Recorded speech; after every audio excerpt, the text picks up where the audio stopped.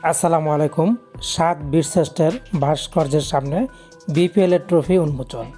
Bangladesh premier league BPL নিয়ে নানা আলোচনা সমালোচনা থাকে সবসময়।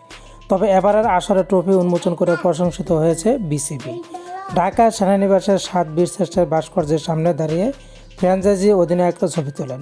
অবশ্য সিলেট স্ট্রাইকার্সের প্রতিনিধি হিসেবে ছিলেন মোহাম্মদ মিঠুন। দলটির নেতৃত্ব দেবেন মাশরাফি বিন মুর্তজা। সহকারী হিসাবে থাকবেন মিঠুন। ফরচুন বরিশালের হয়েছিলেন তামিম ইকবাল। চট্টগ্রাম চ্যালেঞ্জার অধিনায়ক শোভাগত হোম, খুলনা টাইগার্সের এনামুল হক বিজয়, রংপুর রাইডার্সের নুরুল হাসান সোহান, কুমিল্লা ভিক্টোরিয়ান্সের লিটন দাস এবং দুর্দান্ত ঢাকার মোসাদ্দেক হোসেন সৈকত উপস্থিত ছিলেন। 19 জানুয়ারি কুমিল্লা ভিক্টোরিয়ান্সের সঙ্গে দুর্দান্ত ঢাকার ম্যাচ দিয়ে শুরু হবে এবারের বিপিএল। এছাড়া এই টুর্নামেন্টের টাইটেল স্পন্সর হিসাবে রয়েছে ইস্পাহানি চা। আগামী 19 জানুয়ারিতে কিন্তু দুমদাম শুরু হয়ে যাবে 4 ছক্কার লড়াই। সেখানে কোন দল ভালো করবে কোন দল খারাপ করবে এটা সময় বলে দেবে।